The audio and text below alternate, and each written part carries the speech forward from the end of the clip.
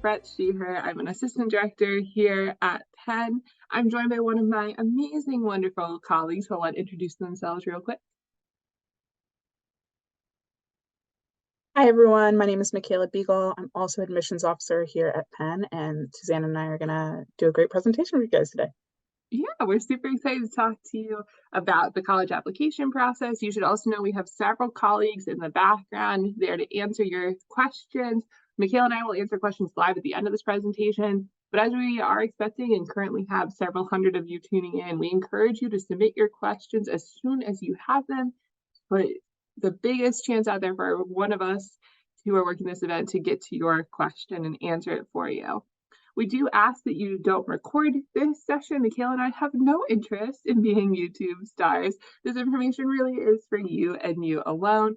There is closed captioning available, which you can click at the bottom of your screen. Again, we are also taking questions through the Q&A box. The chat box is disabled. So please go ahead, submit questions throughout. We anticipate having some time at the end of the presentation where we will be able to answer those questions live. We want to start this presentation the way we start every presentation here at Penn by acknowledging the homelands that we occupy. They are the homelands of the Lenape, and we express gratitude to the Indigenous people, past and present, for this really amazing opportunity to get to live and learn throughout Lenapehoking, the land of the Lenape. As I said, my name is Susanna, that's Michaela, and together we're going to talk to you a little bit about the college application process here. This will hopefully be helpful information for you regardless of where you are in your process. You know, maybe you are just diving in, maybe you're a junior trying to get ahead, or you're even a freshman in high school, maybe you're a family member and you're trying to support your student through this process. Maybe you're a senior here trying to check the boxes, make sure that you've thought of everything. Wherever you are, we're here to help you with that. Of course, we are going to talk a little bit about Penn, but actually most of the information that we share today will really be general in nature. It should help you whether you decide to apply to Penn or one of our peer institutions. We're really big on just supporting the college going process in general and are so glad that you decided to tune in and learn a little bit from us today. Before we get started on sort of the meat of the presentation, I'm going to give you a brief overview of the agenda that we're going to cover today. So first, we're going to do a Penn intro. So we're going to break down some of Penn's attributes. As Susanna said, this presentation is not meant just to help with the Penn, but this will hopefully give you an idea of how to dissect a university's attributes more generally, as well as to share a little bit about Penn in the process. We're going to cover the college search and alignment to help guide your process of finding the environment and resources which will work best for you during the college search process. We're going to talk terminology, deadlines, decision plans, financial aid options to really dig into some very important parts of the college search process. We're going to talk a little bit about what we look for in applicants as admissions officers. We'll speak about how we review applications. We're going to go over some components of the application and end with some helpful tips before opening it up for Q&A. We hope that you will find all of the information that we cover in today's session very helpful, regardless of whether you apply to Penn or not. And you can feel free, like Susanna said, to submit questions at any time. And all right, so we're just gonna start by diving into things with a Penn overview. So the success of your college application begins during the research phase. You need to dig below surface level facts and figures to understand whether an institution really is the experience that you are looking for. Many universities will talk about themselves in such a way that prospective students and families don't understand why certain things are more important than others. But we like to explain the benefits to undergraduates of attending an institution when Penn's particular attributes are concerned. And maybe this will help you contextualize future discoveries throughout your college search process as you look at different schools. So first, Penn, we are a medium-sized Ivy League liberal arts and sciences research university in Philadelphia, founded by Ben Franklin. That is a mouthful, but let's break it down. So medium-sized, we are just over 10,000 undergraduate students here at Penn. We're not the largest or the smallest within our peer group, the Ivy League. But it's really important to understand that that number does not tell the whole story. What does it mean to attend an institution of 10,000 students? Well, it means that when you're walking down Locust Walk, which is a main thoroughfare we have on campus, you're going to see some people that you know, but you're not going to see only people that you know. You're going to always have more opportunities for social interaction. It also means that you are going to have to think about the community that you're joining. Here at Penn, we prioritize undergraduate education while attracting a diverse faculty and students from around the world, but we still maintain small class sizes. Next, we're a member of the Ivy League. So the Ivy League Athletic Conference was founded in 1954, but this has come to mean a lot more over subsequent decades. One common denominator is a commitment to need-based financial aid across the Ivy League. So no athletics or merit-based scholarships here. We are really an institution that's committed solely to need-based financial aid. And this is going to be true whether you attend Harvard or Yale or any other schools in our peer group. And something just to think about is that the A schools in the Ivy League are diverse in size, location, and offering. So we rarely actually 8 Ivy League institutions. Next, we're a liberal arts and sciences based institution. So this can really be defined as foundational knowledge necessary to build a fulfilling life, regardless of ultimate degree or career track. And all Penn students have an education that is grounded in the liberal arts and sciences, which means that we're not here to teach you what to think. We're here to teach you how to think. Next, we're also a research institution. You'll have the opportunities to create knowledge alongside our faculty here at Penn, not just passively absorb it. Penn's faculty in each and every department are the best at what they do. They're constantly pushing the limits of what we know as humans in areas ranging from cancer research breakthroughs to international politics. They author texts, appear on cable news programs, travel the world to understand other peoples and their cultures. And they bring this knowledge to the classroom. Students can be involved in research from the very advent to an idea all the way through to publication. Finally, Philly. I'm sitting in the beautiful city of Philadelphia, so is Susanna, but many of you may never have been to Philly, and that's totally okay, but Philly is an important reason to consider Penn. This city is growing fast. It's one of the hottest and most affordable cities on the East Coast. It's an extension of our classroom. You cannot attend Penn without moving to the city of Philadelphia. And so we really want you to understand all that Philly has to offer. And we think it's a really fun place to be a student. And the university location that you choose should be an important factor into why you're considering that institution. And finally, we were founded by Ben Franklin. Most universities talk about their founders, and at Penn, we trace our origins back to 1740, when Ben Franklin had higher education in this new and growing country. At the time, colonial colleges existed primarily to educate men to join the clergy, but Penn founded America's first university by breaking all the rules. He brought together scholars from different disciplines and created what would become the first liberal arts and sciences-based institution. And that story really continues to be relevant at Penn today, and we talk about Ben Franklin all the time. And that is a huge part of who we are as an institution. So there are those attributes, what we feel like are important for you to know about Penn and what you should be looking into no matter what institutions you're looking at. We do talk about Ben Franklin a lot, but I'm always learning new things. Like we learned last week, I think it was, that it's officially been 300 years since Ben Franklin arrived in Philadelphia as a 17-year-old. So many commonalities with all the students that we work with coming to Philly as 17 and 18-year-olds. So that's a little bit about Penn. We're gonna now expand beyond that, talk about the general college search process, things to think about when you're thinking about colleges. First up, school type. What kind of school do you want to go to? Do you want one that's more liberal arts focused? Like Michaela said, we are really liberal arts focused. You take courses in a variety of subject areas. Do you want one that's a research university? Are you looking for a pre-professional school? Is there a specific type of school that you need to then go on to your next level of schooling? Do you want a school that offers undergraduate studies only, so it's a college, or do you want a university which offers graduate level studies? Some of you might be trying to, sync your programs where you're going straight from undergraduate studies into graduate studies, so a university might be more helpful. Others of you are looking for that smaller experience, that more focus on just undergraduate students, so just students getting their first degree, so maybe a college would be better. Along those veins, are you thinking of going to a 2-year program or a 4-year program? They offer different kinds of degrees, right? So based off the profession that you're interested in, you may only need a 2-year degree to go in that, especially if you're looking to be, say, like a tech and a medical field. Those are usually 2-year degrees versus four-year degrees are offered at colleges and universities. Think about what it is you actually need to take in order to get the profession that you're interested in. Do you want to live on campus? Do you want it to be more of a residential experience, or do you like living at home and you'd rather just commute from where you are? That's something that you absolutely should consider. Next, we have location. When it comes to location, as any real estate agent will say, things to think about are urban versus suburban versus rural. I personally went to high school in a cornfield. I like living in Philly now as an adult, but it was not going to be for me when I was a college student. I wanted a more rural campus. Michaela, on the other hand, she is a New York City girl. She's now a transplant here to Philly.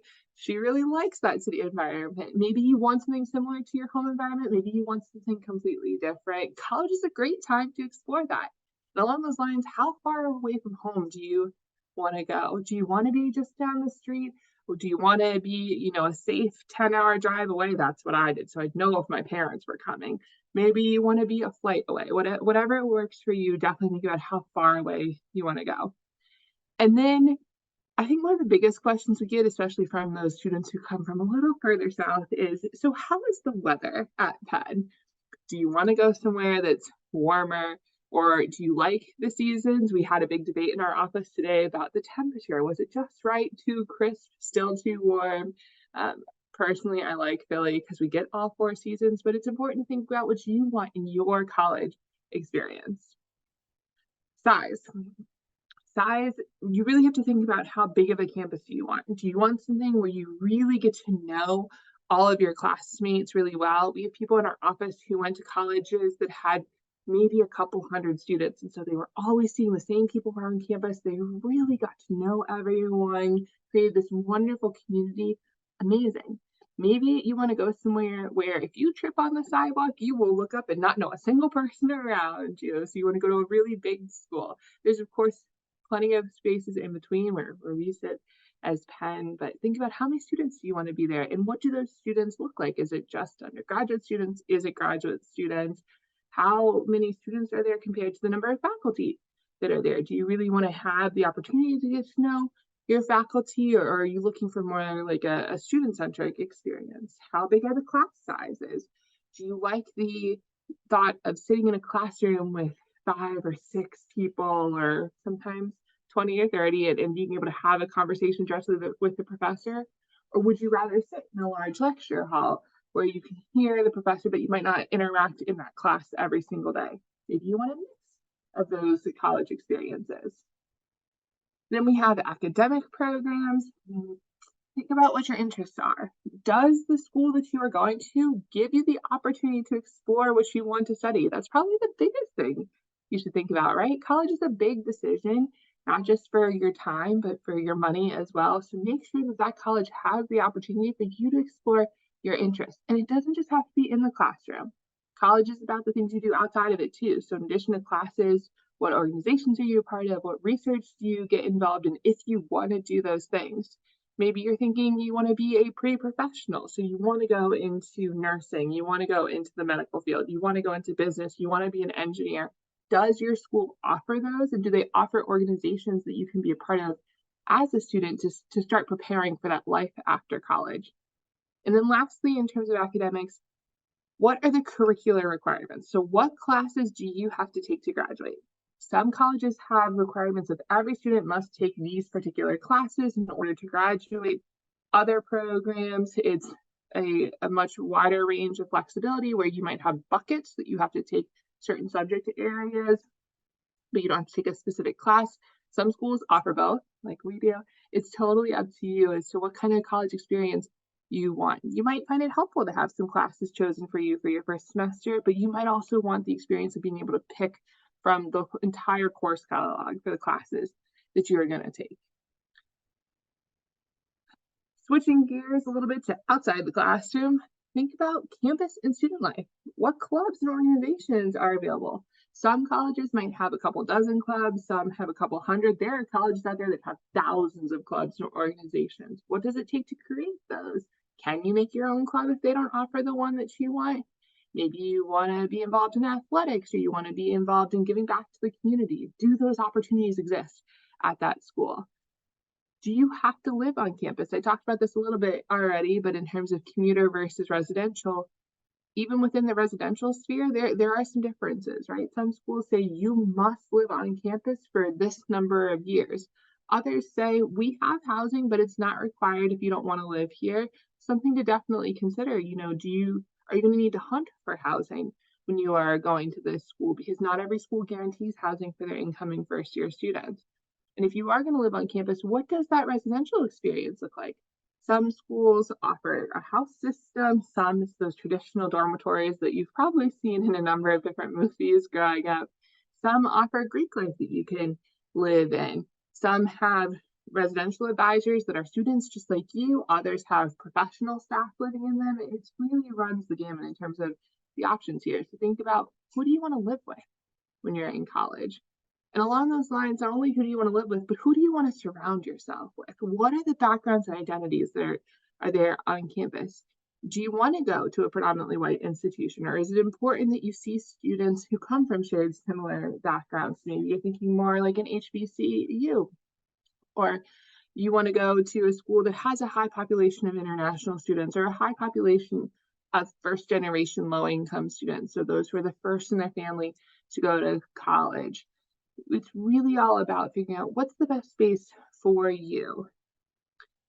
Also along those lines, the cultural resources that are available. Will you feel supported on campus? Will you feel seen on campus? Will you be able to find your community, find your people? And when it's all said and done, what does life after college look like?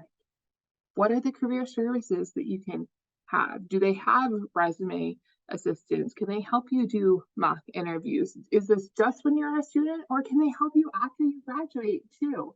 And once you graduate, what does that look like for a lot of students who are going from that institution? Are they going out and doing careers that you're interested in, or is there opportunities there? Maybe there's some companies that traditionally come to that school that are companies you want to work for. Take a look into all that. On the other hand, maybe they have a lot of students who, upon graduation, go and do service, or they go and continue on into another level of education. Definitely see what those options are after college. Many things to think about. At the end of the day, we really encourage you to have an open mind. Rankings are out there. Whether or not they're helpful is certainly up to debate. Same with opinions and rumors. We encourage you, hey, if you think that this school seems like it could offer you the interest that you have, go check it out. Doesn't have to be in person, could also be virtual. We encourage you to see for yourself, form your own opinion. That way you can create a balanced list of schools that meet your interests, meet your needs. Because at the end of the day, this is going to be your experience in college. In order to get to college, you do have to fill out an application. So make sure that you're seeing what the different applications are. Some schools, every single school requires you to submit something to let them know that you are coming. Some schools have lots of requirements in terms of applications, others have very few. You might have to submit a school-specific application that only goes to that school, or you may be able to use a larger platform. Some of those larger platforms would include the Common Application, the Coalition Application, the FlexBridge application, all things that we accept here at Penn. So we're pretty familiar with those. If you have questions for our team about that process. And then there's different timelines too. Early admissions. So this is usually when you apply earlier in your senior year, generally in the fall. You could be early decision, which is binding. You, your parent or guardian, and your counselor all sign a contract saying, if I'm admitted, I'm coming to that school. We're one of those schools that offer that.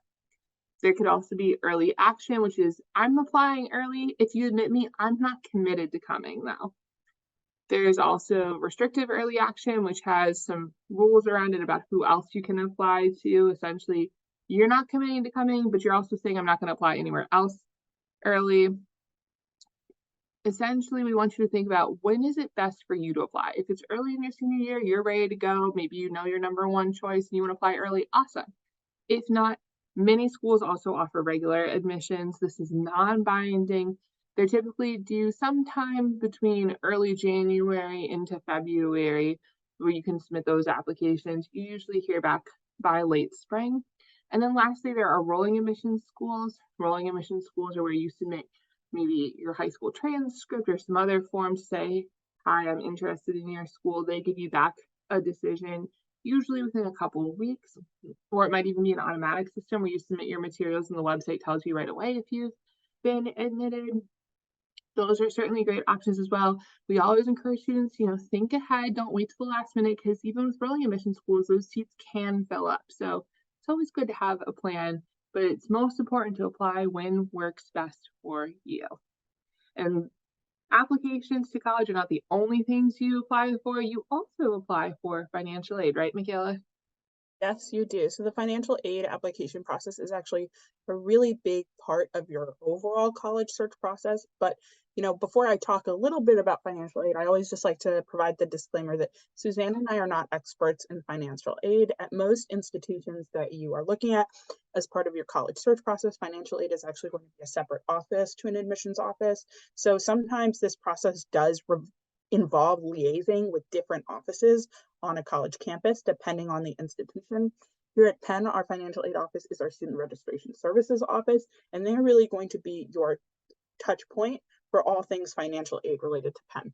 But there are a couple things that we can share that we want you to be aware of as you're going through the college search process where financial aid is concerned. So first, it's really important to explore all of the different financial aid options and talk as openly as possible with your family or support system about what works for you in terms of as you prepare for the college search process, as you prepare for applications.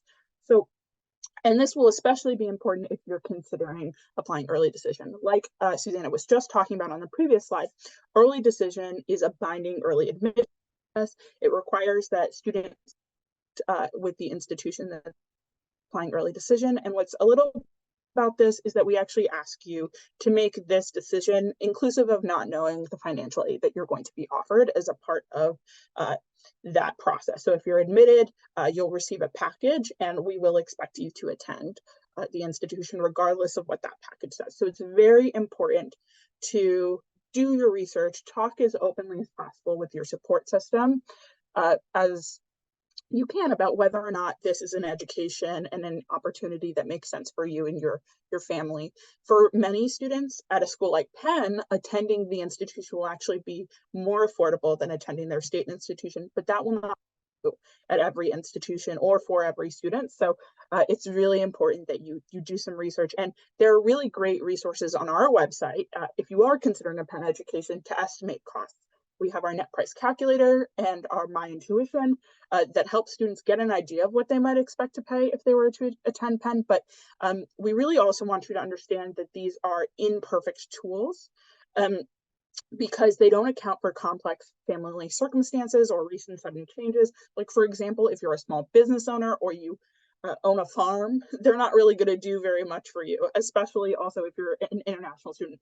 If you're ever having questions about financial aid at any institution that you're applying to, you should always just consider reaching out directly to that institution's financial aid office. I've never worked at an institution that wasn't happy to talk to prospective students and answer all of their questions. So really, that should always be your first port of call. But there are also just a couple things to know about financial aid more generally as you prepare for this process. So first, let's talk a little bit about need-based financial aid versus merit-based financial aid. Briefly, merit-based financial aid is aid that students receive based on academic performance, and need-based financial aid is the aid that you will receive based on an assessment of your family's ability to afford university. Many schools will provide merit-based financial aid to applicants, but here at Penn, we are a need-based application system. So we will only provide you an offer based on your family's ability to afford the institution. We're also a need-blind institution, and need-blind means that we will evaluate your application blind, so we will not consider finances as a part of that application process. So you don't need to be worried about not being admitted because of finances. Other institutions are need aware. That doesn't mean that you will be denied because of finances. It just means that they reserve the ability to take finances into account when rendering an admissions decision. And here at Penn, we're need blind for US citizens, permanent residents, residents of Mexico and Canada. And finally, every school will have work studies, loan information, all of which will vary from institution to institution. So here at Penn, when you receive a award letter for us, it will include grants that do not need to be paid back and perhaps a small work study component, but it will not include any merit-based scholarships or sports scholarships. But at other schools, it might include those things. There's also work study.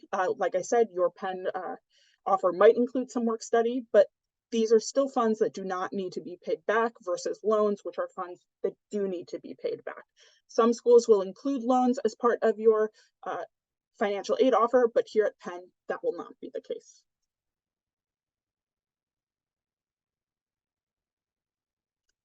We also have a couple of tips that we want you to just keep in mind when you're considering financial aid. So the first one is just to observe deadlines very carefully. Make sure to explain any special, unusual, or extenuating circumstances. Run that next price calculator if it's useful to you and your family for each and every school on your list to really get a sense of where these things are going to vary. There are also a couple resources that you should feel free to take note of on the screen. For example, the FAFSA website. The FAFSA this year is going to be delayed, but if you're applying to Penn, you're still going to be expected to complete it when it does come out. So just take note of that. There's also the Smart Guide to Financial Aid at the Financial Aid website, all these net price calculators, and then My Intuition as well. So do your research, plan ahead, and that will be the key to preparing yourself where financial aid is concerned. Yeah, I think if we could give one overall piece of advice in this process, it is plan ahead and do your research.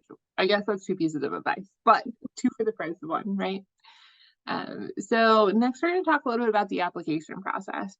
I do want to put out there, I was looking through our Q&A that our staff are working very diligently to answer the more than 100 questions waiting for response, that this presentation is going to speak more generally to the application process. What we talk about will be applicable to Penn, but Michaela and I are not going to get into Penn specifics at this particular moment. If you want to hear about Penn specifics, we offer virtual information sessions that are Penn specific every week or every other week, depending on the months. You can find those on our website.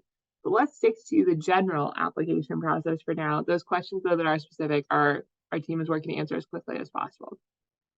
When you apply to college in general, a lot of colleges use something called comprehensive review or holistic review or whole person review.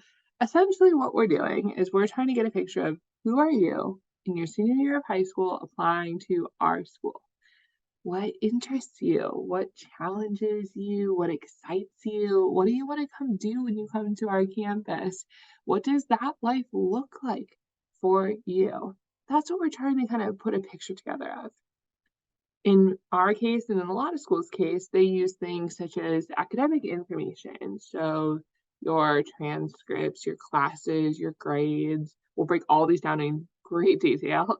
And we also look at your extracurricular involvement. So things that you do outside the classroom, because you do so much more than sit in class every day, right? Maybe you are asked to submit recommendation letters from people who know you. Those might be teachers or counselors. We also look at essays, and I promise we will answer one of our most asked questions of why do you make us write so many essays here in just a few moments. And maybe that school also offers the opportunity to have an interview, whether that be with an admissions officer or another alumni.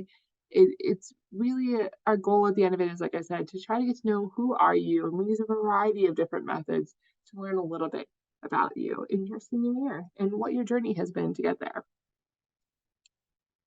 It's important to know that we're not looking for just one type of student, right? All of you watching this right now are different people, and that is amazing. We want to celebrate what makes you, bring a wonderful group of students to our campus that have all different kinds of personalities and accomplishments, different motivations, different passions, different interests. We're taking a really big look at who are you? It's all these components that come together. We think about things like, what do you want to get from our school? What do you care about?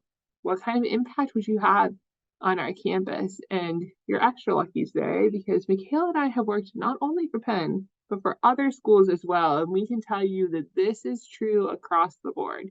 These are things that all admissions offices think about, and a lot of the tips we're going to give you in these next few slides aren't just Penn specific. They're things that we've picked up across our combined, let's not quantify how many years Michaela and I have been working professionals, but we've been at this for a while, and we're happy to share all of our tips and tricks on all the different components.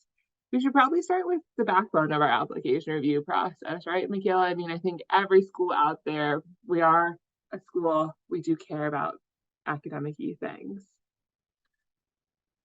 Yeah, so like Susanna said, the academic piece of the application is going to be the backbone of the application, but it's not going to be the entirety. You know, we are a holistic review type of school, so we're really here to get to know you as people in the world. But it's really important to understand a little bit about how academic information moves through the process. So admissions officers at just about any school, generally they'll read by region. So they're really familiar with the transcripts and offering from your area of the world. And there will always be someone that has sort of the authority to say, well, in New York, the schools are like this. In Chicago, the schools are like this. And they're really going to be the touchstone for your application. They're going to know the courses offered at your high school, the rigor of the curriculum, the grade trends, how standardized tests need to be utilized in the application process. Just FYI, Penn is test optional for students applying this year, but that is something that we are renewing on a yearly basis. So you need to check back in with us next year if you're not going to apply this year. And so all of this will come together to create that academic piece of the application, which will help us sort of get this context of you in your environment. Are you finding success in that environment? How are you utilizing the curriculum in that environment? How are you progressing through this journey that is high school? And that's really, you know, overall what we're looking at when we're considering the academic pieces of the application. Next is also recommendations. So recommendations are a big part of the application process as well. Oh, What technical difficulties? I'm not quite sure why it jumped so far. There we go, Michaela. There we go. So recommendations, they're a big part of the application process. But something that's really important to do is to make sure that you're checking each and every school's requirements that you are applying to, because while there are some standard expectations around recommendations, it actually will vary slightly from school to school. So again, that do research, be prepared piece is going to be really important for this as well. And recommendations come from a variety of places. They come from teachers, from school counselors, and then there are additional letters that may come from other people in your life. So generally speaking, where teachers are concerned, more recent teachers are usually best because you're so fresh in their mind, but you should also feel free to ask any teachers that you have that really deep connection with, who are mentors to you. School counselor recommendations will come through the common application or the coalition application. So it's not something that you need to worry about, but this will help us provide that context in order for us to do the work of that holistic application review. And then finally, additional letters, which will vary from school to school, can be from coaches, employers, faith leaders, advisors, so on and so forth. And again, it really helps to provide that additional piece of context. Just a note though, here at Penn, we only allow one additional reference on the application. So if you're going to submit an additional letter, just choose wisely, because we'll only read that one extra one. Yes. Okay, let's try this again. There we go. We only want one slide that time. So the next parts of the application component are essentially a little bit of what makes you outside of the field of academia. So starting off with extracurricular activities. We really want to know, why are you involved in the things that you're involved in? You have a limited amount of time that you can give each day outside of class. What made you pick that activity? Why is it important to you? How do you spend your time? You could include things like leadership, your years, the hours that you've been involved. Have you gotten any awards or honors? Extracurriculars could be everything from clubs at school to part-time jobs to religious involvement.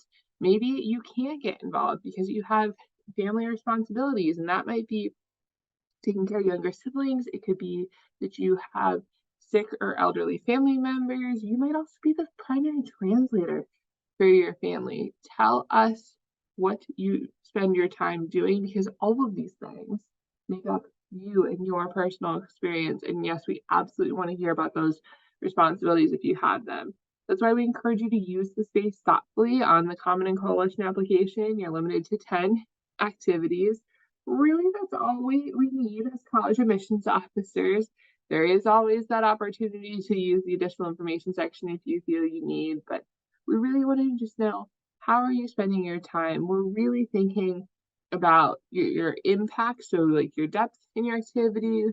Sometimes students will ask us, well, is it better for me to fill every single box or to fill only a couple boxes, but have been really dedicated to those things? And I think it depends, right? Because if a student has, maybe you tried out a club when you were a freshman in high school and it wasn't for you, so you moved on to something else, that's great. I mean, actually, here at Penn, we encourage students to try new things, but we want to see you commit at some point to something, because we're hoping that you'll commit to us once we admit you first. Next, we have essays. Oh, one last thing about activities. If you want to know more, we do offer a whole session just on activities later this month, also on a Thursday. In terms of essays, we're thinking things like, who is this student? So we want you to know, we want you to say, tell us, like, what should we know about you? There are 6 or 7 prompts you can pick from on the questions. We do not have a favorite prompt. I promise you, we like reading all of them, even the last one of, none of these prompts work, I want to write something else. Great, go ahead, write something else. Tell us whatever you would like to tell us about your journey, your personal experiences. A lot of students use this space to tell us something that we wouldn't find anywhere else on the application. Other students use it as an opportunity to expand upon something. Maybe one of your activities is really important to you. You think it deserves a whole page in your application to tell us about it. Great. Whatever is your best foot forward that you want to present, go for it. In addition to essays, there's also some school-specific questions. These can range in length. Some are short, some are long. There's all different types of questions that colleges ask, and we also offer a whole session just on this topic as well. But across the board, make sure you answer the question. If you're asked to be specific, why do you want to be a student at this school? Say why you want to be a student at this school. We encourage you to use this opportunity to talk about things that you haven't talked about elsewhere. So for example, let's say that there's a question that asks, how are you going to get involved in our campus? And if you've already talked about how you play basketball in your extracurricular activities, and your general essay is about how much you love basketball and the impact it's had on you, maybe talk about something else in this essay as to what you hope to get involved in when you come to campus, because we have a pretty good sense you're probably going to come and get involved in basketball on our campus, even if it's at the club or the level of just playing with your peers at our school. We want to have the opportunity to get to learn new things about you through these essays. We encourage you to do your research, look at the school's website. There's usually a lot of great information you can pull from those places. Some helpful tips and tricks. Michaela, you want to talk about this a little bit? Yeah, so we're going to move into Q&A in just a bit, but we have some helpful tips and tricks that we want you to remember as you're going into the college search process and throughout. So the first one, quite obviously, is be yourself. There's really no formula for what colleges or universities are looking for. I know there's so many videos online, stats videos, how people think they got into institutions, but there really is no magic answer to any of that, as unfortunate as it may be to hear. You never know what is the things about you that will stand out. And so it's really just important to remember that this process is holistic. So again, we want to see the full picture of you. I always say, if you are someone who loves trains, we want to hear about your love of trains on the application, because we want to get to know you. And in that sense, it's really important to take see, when you're applying to college, there's so many voices in your ear all the time. Thank your parents, teachers, friends, and supporters, but make sure that your voice is the voice that's coming through on the application. This is your journey, your process. So really sit with those gut feelings and act on them as much as possible. Learn to articulate your strengths, hopes, and experiences in the college search process, because that is what makes applications stand out to us. A couple more tips on the next slide as well is that, it's really important to stay organized. So make a calendar, record all the deadlines, sort of create a plan of action for yourself. When do you want to have drafts of essays done? We know that procrastination is easy, but no one wants to be up at 3 a.m. right before the deadline of an application. So make sure that you are not down to the wire by staying organized. Build relationships with teachers, counselors, and mentors in order to get those recommendations and to seek advice. Ask all the questions you want. Like I said earlier, we want to hear from you. We want to answer your questions. We are always here to be advocates for you in the college search process. Get to know the schools that you're looking at. Come visit us on campus if you can, here at Penn, if Penn's an option for you. But take advantage of virtual and in-person offerings at any school that you're looking at, info sessions, and social media. And really try hard not to compare yourself to others. We know that it can be difficult, but this is about you and your process, and really try and keep that in mind. Like I was saying earlier, discuss financial aid with your family and do that as soon as you feel comfortable. It's really important to get prepared for that part of the process early. Often those financial aid deadlines can sneak up on you, and really do that research to prevent that from happening. And I think overall, just be purposeful with your applications. And that will increase your likelihood of being admitted, because you're placing that care in every application that you are submitting. At the end of the day, it's not a contest. You don't need to apply to every school that you see, especially schools that you actually don't see yourself attending. Really look at this as a process that should be intentional, and that is where you're going to see success. Keep an open mind, be excited. College is exciting, I promise. Yeah, I guess we're giving out more than one piece of advice. My next major piece of advice is that applications should not be your new extracurricular, nor should standardized testing. With that, we have, Michaela, we have 140 unanswered questions, but our team has already answered 180 of them. So major shout out to the people we had behind the scenes. Due to the nature of this program, what we're going to do is we're going to try to hit as many questions we can in like the next 10 minutes or so. We're going to try to do like the more general questions about the application process, since this is meant to be a presentation that is more general. If we have time, we'll get to some of the Penn specific ones, but we have many different ways that you can learn about Penn, and I will be sure to recap those before we close. But Michaela, I don't know if there's a question you want to kick things off with real quick. Yeah, so I'm seeing lots of questions in the chat about credits and how credits will transfer, and if you're able to get credits transferred from high school, dual enrollment, AP, even if you've taken college courses, if you're able to get those credits transferred. This will vary from institution to institution. Some institutions will be quite strict on what types of credits will transfer, will count as college credit, what will count as just helping you get a step up, say, in a language that you're learning. Here at Penn, it will be very specific. We won't allow you to transfer any credits in pursuit of early graduation. Anything that you took as a high school student won't count towards your college degree, but that will not be the case at every institution. Many institutions will take credits that you've earned on AP, will allow you to graduate early. So this is where you really want to be doing that research. A spreadsheet will come in handy here. And mostly this information will either live in one of two places. It will live either on the admissions website at the institutions that you're doing research on, or it will live on the registrar office's website. The registrar at any college is the office that deals with transcripts.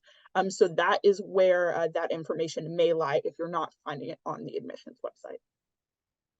Also, to clarify, Michaela's in chat because we are using the chat internally as a team to pull out some questions to make sure that we're hitting the highlights. You all can use the Q&A feature, and you can keep asking questions even if your question wasn't submitted. We're going to actively answer them. A big question we're getting, so let's just go ahead and answer this one right now. It's about the Supreme Court ruling, right? And so now that colleges, except for the military academies, cannot use race as a factor in admissions decisions, how does that affect your chances of admission? At the end of the day, there's nothing really different that you as the applicant will be doing. And that's something that our dean has said repeatedly. I think she speaks for a lot of institutions, and that at the end of the day, it doesn't change how you fill out your application. You're still answering the questions that you want to answer, how you want to answer, sharing the parts of you that you choose to share in your application. On our end, let us figure out how we can work within the confines of the law to bring in a diverse class, to bring in a great student body at the institutions that we work for. We, of course, want to and will be committed to having a diverse campus, and diversity comes in all different shapes and sizes, just to be very clear. But I want to address that, like, you as the applicant, I know it's hard, but try not to stress about it in terms of what you can do, because at the end of the day, you're still just submitting that application information to us, and we do take into consideration all the different parts of your application, different factors that impact your experiences. Yeah, that is great advice. Another question that we are getting is around when to apply to a school early decision versus when to apply to a school regular decision. This is a very important question. If you decide that early decision is a route that you want to go down after you have a conversation with your family and agree that that is a good option for you, then you need to decide, well, where will I apply early decision? Because for those of you that don't know, you can only apply to one institution early decision at a time. Some schools will host multiple early decision rounds. So at most, you're really going to be only applying to 2 schools early decision. And so figuring out which schools and when to apply early decision is going to be a key part of your search process.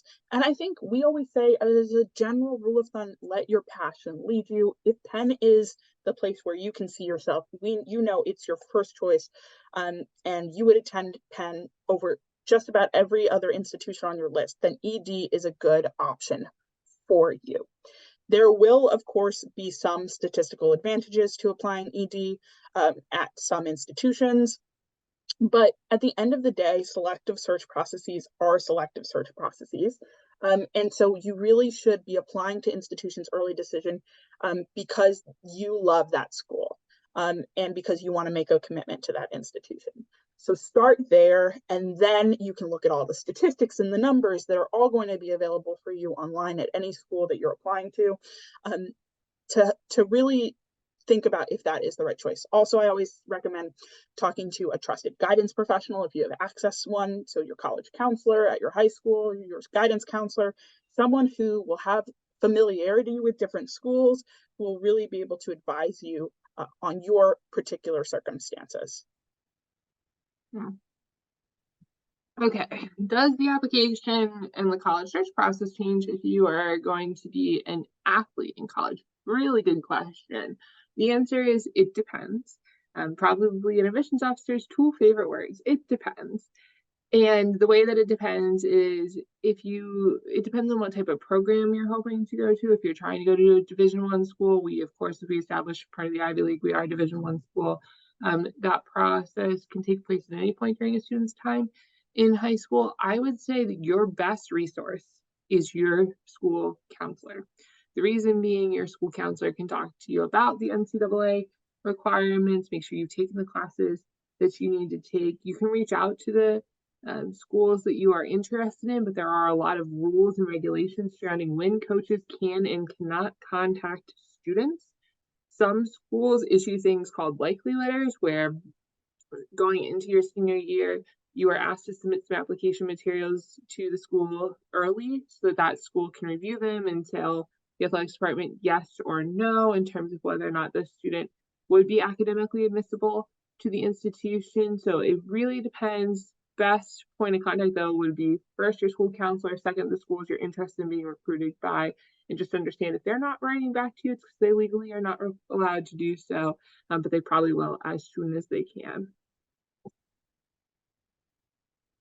Yeah, so another question we're getting a lot is about safety. So how safe is the city of Philadelphia for international students, for all students. And I think, more generally, when you're thinking about safety as you're applying to school, I'd say first, again, this is about having conversations with your family, discovering what you feel comfortable with. As Susanna said earlier, I'm a city kid. I grew up in a city. I will always live in a city. I am passionate about cities. So I feel personally safer in cities than I do in the suburbs. But that will not be true for every student. I think that it really is an individual question you need to ask yourself. For Penn specifically, I can tell you all about the fact that our community is in the heart of a really bustling area full of college students. We're on one side is Penn, on the other side is Drexel. We have a really active and involved campus safety team that is always sending us various alerts, making sure that students are aware of things that are going on. The city is always awake, so there's always someone to help you if something is going on. And we feel like our campus itself is very safe. But at the end of the day, it's important for you to do that reflection before you're applying on whether city living is something that excites you, whether living in any type of environment is something that you feel excited about. And it will be something that is going to be very important to the decision of the schools you apply to and the school that you attend. So this should be something that is at the forefront of your mind. Yeah. Also at the forefront of a lot of students' mind, we know, is financial aid, which Michaela did a great job talking about. We always encourage you to reach out directly to the source for financial aid questions, but we got several asking about the FAFSA and how it doesn't come out this year until December. What does that mean? Penn specifically will still package you with just your CSS profile and other documentations, and then your financial aid packages will not change. That is Penn specific. More details on our social media at Previewing Penn, which I'll share in great detail in just a couple minutes here.